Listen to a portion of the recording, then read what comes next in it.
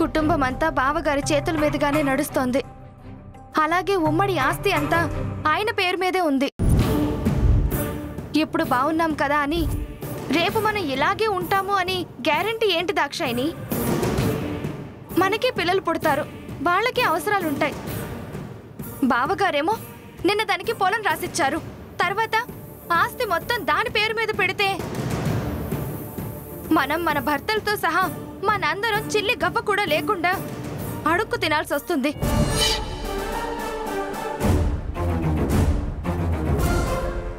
నేనేం వాటాలు పంచుకోవాలనడం లేదు. ఆ గతి మనకు పట్టకుండా ఇప్పుడే జాగ్రత్త పడదాం అంటున్నాను. రేపు భవిష్యత్తులో తేడాలు రాకుండా జాగ్రత్తలు తీసుకుంటే బాగుంటుంది అంటున్నాను.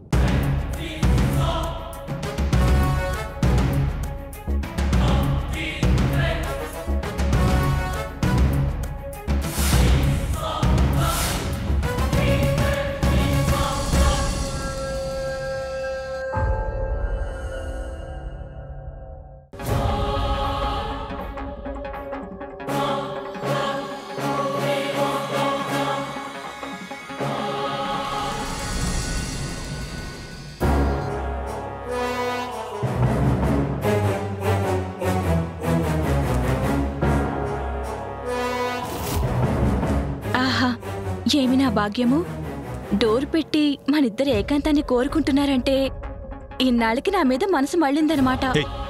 పిచ్చి మాటలు పక్కన పెట్టి నాకు మాట ఇచ్చినట్టుగా పెట్టే బేడ సర్దుకుని బయలుదేరు. ఎక్కడికి వెళ్ళమంటారు? ఎక్కడికైనా వెళ్ళు, కానీ ఇక్కడ మాత్రం ఉండడానికి వీల్లేదు. నువ్వు అడిగినట్టు పొలం రాసిచ్చాను. పండగ అయిపోయింది కదా, నువ్వు చెప్పినట్టు వెళ్ళిపో. అవునండి, వినాయక వ్రతం కాగానే నేనే వెళ్ళిపోతానని చెప్పాను. కానీ మళ్ళీ ఆలోచించాను. పొలం మాత్రమే నా పేరు మీద ఉంటే బ్రతకడం కష్టం అనిపించింది. హే, ఇంకేం కావాలి నీకు చెప్పు. చూడు, ఉమ్మడి కుటుంబంలో నీ వల్ల గొడవలు వచ్చేలా ఉన్నాయి. సీత, దాక్షాయిని, సరస్వతి, నా తమ్ముళ్ళు ప్రతి ఒక్కళ్ళు నన్ను అపార్థం చేసుకుంటున్నారు. నీకు పొలం రాసినందుకు అందరు నన్ను నానా మాట్లాడినారు. అయినా నువ్వు వెళ్ళిపోతావని భావించాను. ఇంకా నాకే కారణాలు చెప్పద్దు. నేనేం కారణాలు చెప్పట్లేదండి.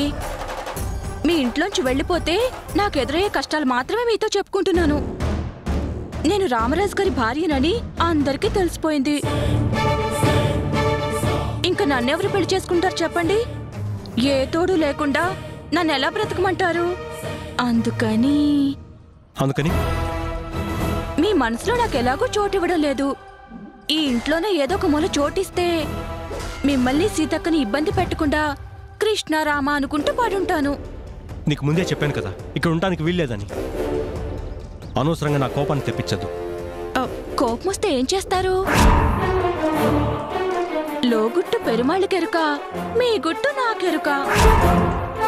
మీ గతం తాలూకు అస్త్రం నా చేతిలో ఉందని మర్చిపోకండి. ఆ బాణాన్ని మీ ఫ్యామిలీ మీద వేయమంటారా?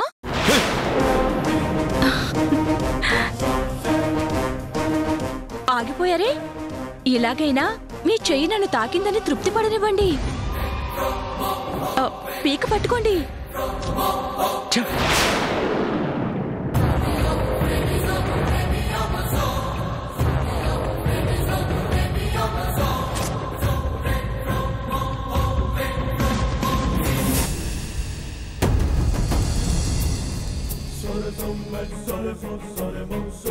సీత, సీత,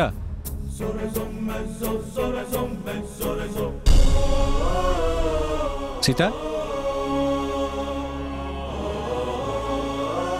సీత, సీత. అక్క బిజీగా ఉన్నట్టుందండి. ఏం కావాలో నాకు చెప్పండి, నేను చేస్తాను. నువ్వు అనవసరంగా ఇన్వాల్వ్ కాకపోతే చాలు. మీరు నన్ను ఏమీ అననంత వరకు నా ఇన్వాల్వ్మెంట్, ఇంటర్ఫీరియన్స్ ఏమీ ఉండవండి. ఏంటండి పిలిచారు? ఇదిగో సీత, 5 లక్షలు. ఈరోజు 1వ తారీఖు మన షాప్లో మిగిలిన చోట పనిచేసే వర్కర్స్కి శాలరీస్ ఇవ్వాలి. ప్రతి ఒక్కరికి ఇంటి రెంట్లని, రేషన్ అని, చేసిన అప్పులకి వడ్డీలని, ఈఎంఐలని, రకరకాల అవసరాలు 1వ తారీఖు పలకరిస్తూ ఉంటాయి. టైంకి మనం శాలరీస్ ఇవ్వకపోతే వాళ్ళు చాలా ఇబ్బంది పడతారు. మన అకౌంటెంట్ వస్తాడు, ఈ డబ్బులు ఇచ్చేసి. అలాగేనండి. పని మీద బయటికి వెళ్ళొస్తాను.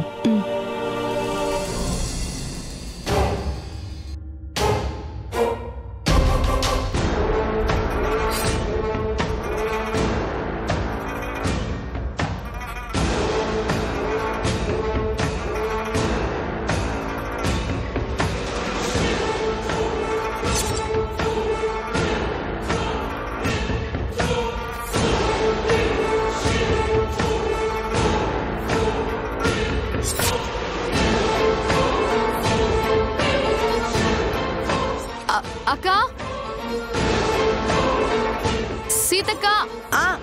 వస్తున్నాను దాక్షాయిని.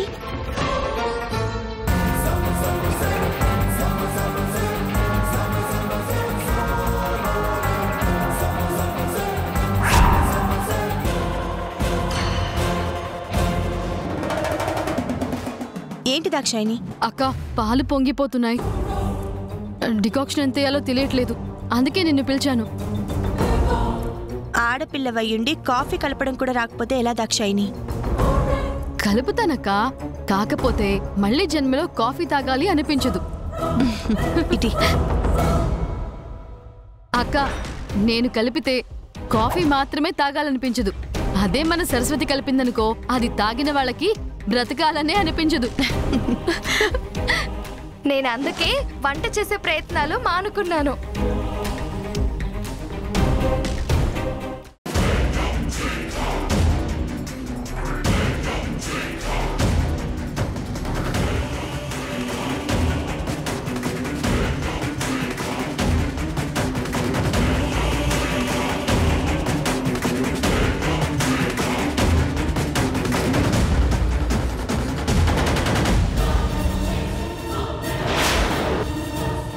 పచ్చగా ఉన్న కుటుంబంలో కలతలు రేపాలంటే పచ్చి నోట్లకు మించిన ఆయుధం ఏముంటుంది?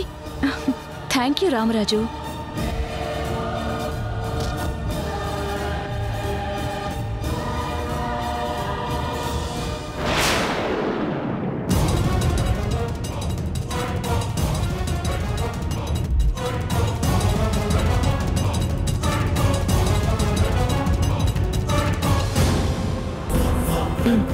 తీసుకోండి.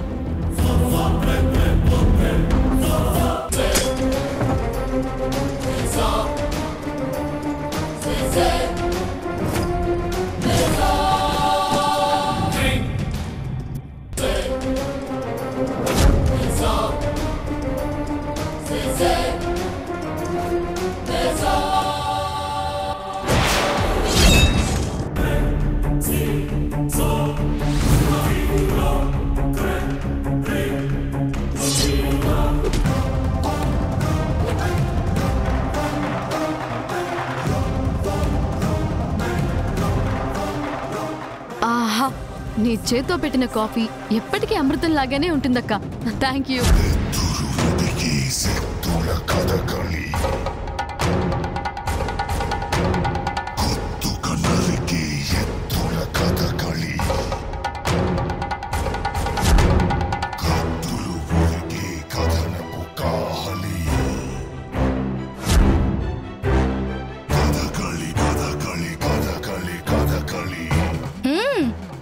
బాగుందక్క.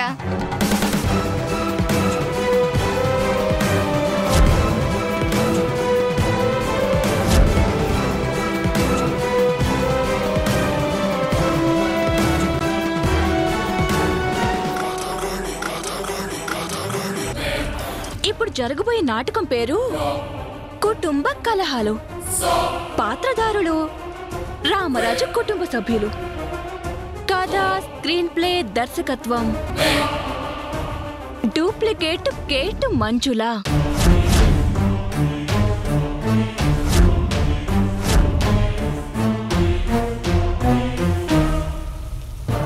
సీతమ్మ గారు, సీతమ్మ గారు. వీరభద్రం గారు నమస్కారం అమ్మా. నమస్తే. శాలరీస్ ఇవ్వాల్సిన అమౌంట్ రామరాజు గారు మీ దగ్గర తీసుకోమని చెప్పారమ్మా. ఉండండి, తీసుకొస్తాను. సరేనమ్మా.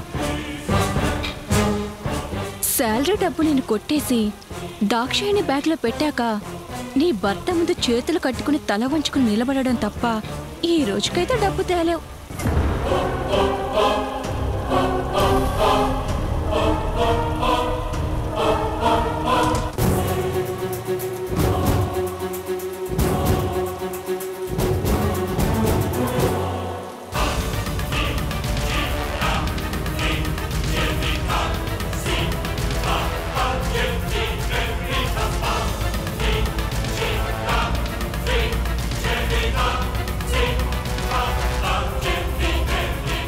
ఇక్కడే పెట్టానే. దాక్షాయిని, సరస్వతి. ఆహా, సీతలో టెన్షన్ మొదలైంది.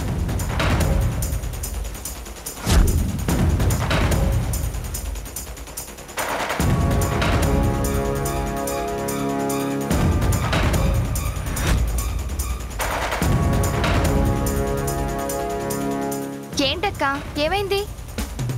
మీ బావగారు అకౌంటెంట్కి ఇవ్వమని 5 లక్షలు ఇచ్చి వెళ్ళారు. అవి బీరువాలో కనిపించట్లేదు సరస్వతి. ఎప్పుడూ లేనిది మన ఇంట్లో డబ్బు పోవడం ఏంటక్క? సరిగ్గా చూసావా? అంతా చూశాను సరస్వతి, ఎక్కడా లేవు. ఏమైంది? అక్క దాచిన 5 లక్షలు కనిపించడం లేదంట దాక్షాయిని. అయ్యో, అదేంటక్క? అదే తెలియడం లేదు దాక్షాయిని. బీరువాలో పెట్టినప్పుడు నువ్వు పిలిచావు కదా, తాళం ఇక్కడే ఉంచి బయటకు వచ్చేసాను. మరి ఇప్పుడు ఏం చేద్దాం? ముందైతే అకౌంటెంట్కి ఏదో చెప్పి పంపించేస్తాను, తర్వాత ఆలోచిద్దాం.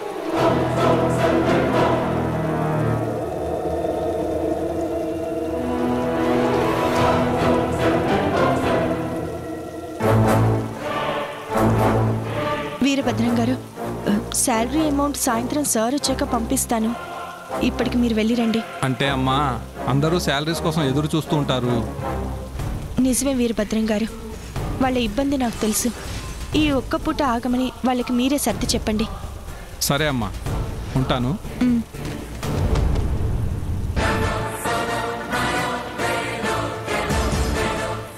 అక్క,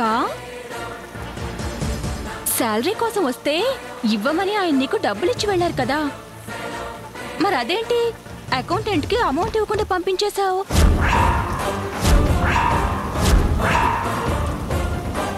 సంబంధం లేని విషయాల్లో జోక్యం చేసుకుంటే తల బొప్పి కడుతుంది.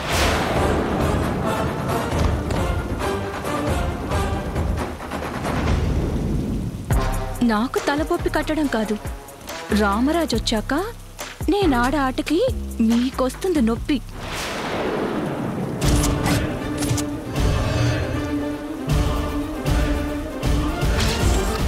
అక్క, మళ్ళీ ఇంకొకసారి జాగ్రత్తగా వెతుకక్క. అయ్యో, అనువనువు వెతికాను. అసలు అంత డబ్బు పోవడం ఆశ్చర్యంగా ఉంది. ఇందులో ఆశ్చర్యం ఏముందక్క? నువ్వు బీరువాకే తాళాలు వదిలేసున్నావు కదా, ఆ జిత్తులు మరిపొట్టది కాజేసుంటుంది. అవునక్క, ఖచ్చితంగా అదే జరుగుంటుంది. ఎందుకంటే పూచిక పుల్ల కూడా ఎప్పుడూ పోని మన ఇంట్లో 5 లక్షల క్యాష్ పోయిందంటే డెఫినెట్గా అదే తీసుంటుంది. పదండి, వెళ్ళి దాని బ్యాగ్ చెక్ చేద్దాం. బండారం అంతా బయటపడుతుంది. వద్దు, మనం ఆధారం లేకుండా తొందరపడటం మంచిది కాదు. మరి బావగారు వస్తే నువ్వు మాట పడాల్సి వస్తుందక్కా. నేను మీ బావగారికి ఏదో ఒకటి నచ్చ చెప్తానులే.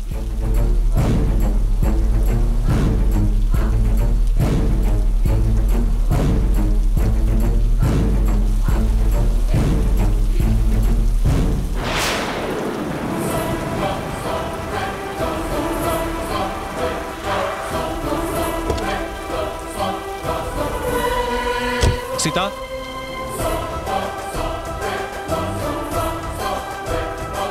సీత, సీత, సీత, ఏమిటన్నయ్య? సీత,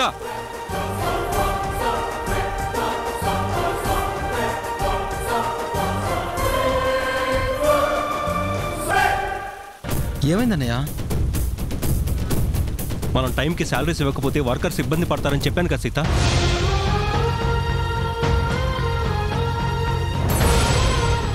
అకౌంటెంట్ వస్తే అమౌంట్ తర్వాత ఇస్తానని చెప్పేవట.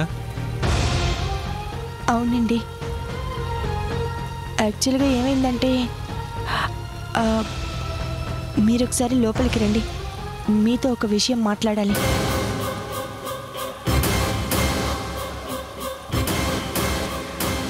సరే పద. ఆగండక్క, నువ్వు తప్పు చెయ్యని దానికి నీకెందుకు భయం అక్క? నువ్వు దాచిన డబ్బు పోయిందన్న విషయం అందరికీ తెలియాలి కదా.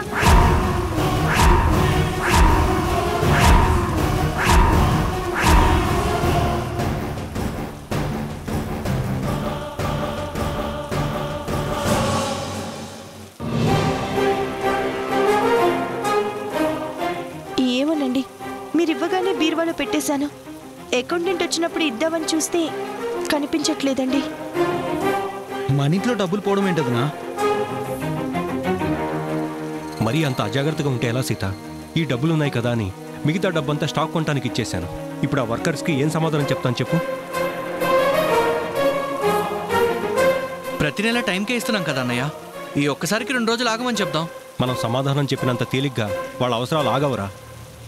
మనం సర్ది చెప్పుకున్నంత ఈజీగా వాళ్ళ సమస్యలు వాళ్ళు సర్ది చెప్పుకోలేరా? వదినేం కావాలని చేయలేదు కదన్నయ్య. ఒక్కోసారి అలా జరుగుతూ ఉంటుంది. కావాలని చేసిందని నేను అనట్లేదురా, బాధ్యతగా ఉండాలి అంటున్నాను. 5 లక్షలు చిన్న అమౌంట్ ఏం కాదు కదా. ఆవిడ గారికి పొలం రాసి ఇవ్వడం కంటే పెద్ద విషయం ఏం కాదు కదా.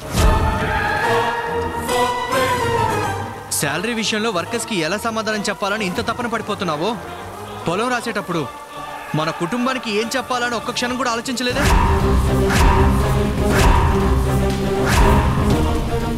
నాని, నువ్వు కొంచెంసేపు ఆగుతావా? అమ్మయ్యా, నిప్పు రాజుకుంది. అదును చూసి కొంచెం పెట్రోల్ పోయాలి. ఇప్పుడు జరిగిన విషయాన్ని దాంతో ముడిపెడతారేంట్రా?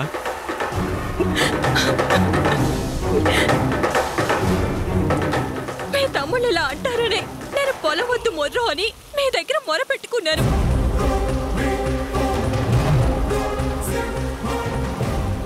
మీరు వింటేనా బలవంతంగా నాకు రాసిచ్చారు. ఇప్పుడు చూడండి ఎన్ని మాటలు పడుతున్నాను.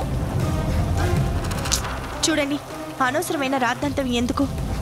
ఇప్పుడు సమస్య వర్కర్ శాలరీయే కదా. ఏమండి, నా నగలు తీసుకెళ్లి తాకట్టు పెట్టి ఆ డబ్బులు ఇచ్చేసేయండి. ముందు 5 లక్షలు ఏమయ్యాయో ఎవరు తీశారనేది ఆలోచించకుండా మిగతావి మాట్లాడతారేంటి? ముందు ఈ విషయాన్ని తేల్చండి. అవును బావగారు, మొదటిసారి మన ఇంట్లో డబ్బులు పోయాయి. అవి ఎలా పోయాయో ముందు దాని గురించి ఆరా తీయండి.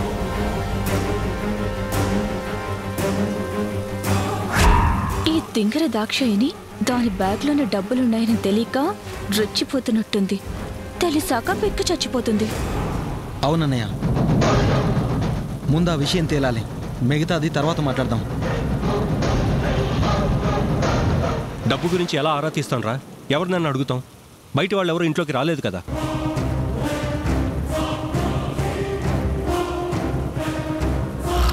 ఇంటి దొంగని ఈశ్వరుడైనా పట్టలేడంటారు. ఇంట్లో వాళ్లే తీశారేమో బావగారు. అంటే నీ ఉద్దేశం ఏంటి సరస్వతి? దీంట్లో ఉద్దేశాలే ఉంటాయి బాబుగారు. ఏనాడు చిల్లి గవ్వ కూడా మన ఇంట్లో పోలేదు. అలాంటిది ఏకంగా 5 లక్షలు, అది కూడా అక్క బీరువాలో పోయింది అంటే గంటలో పోయాయి బావగారు. కొత్తగా ఇంట్లో ఉన్న వాళ్ళు ఎవరన్నా తీశారేమో. నన్ను చూస్తూ వంకరగా మాట్లాడతావేంటి? కొత్తగా ఇంట్లోకి వచ్చింది నేనే కాబట్టి ఆ డబ్బు నేనే కొట్టేశానా? కాదంటావా? నన్నే ఎందుకు అనుమానిస్తున్నారు? ఈ కుటుంబంతో ఏ సంబంధం లేని డైమండ్ రాజు, అతని చెల్లి చిట్టి కూడా ఇక్కడే ఉన్నారుగా. వాళ్ళు తీసుండొచ్చుగా.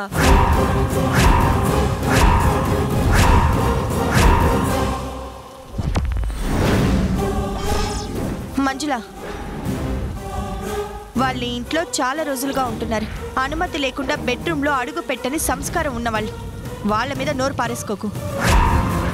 నీ కంటికి నేను నా చెల్లి ఎట్ట కనపడుతున్నాం? నేను పత్తాలాడికి అప్పు చేస్తే గానీ దొంగతనం చేసే ఫాల్తు గాని కాదు. ఇంకేమన్నా అంటే మామూలుగా ఉండదు చెప్తున్నా. అంటే ఏంటి? మీ అందరికి నేనే దొంగలా కనబడుతున్నానా?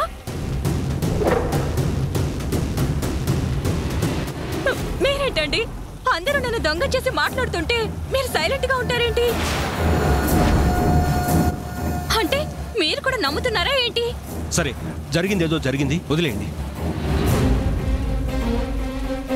అలా ఎలా వదిలేస్తావు అన్నయ్య?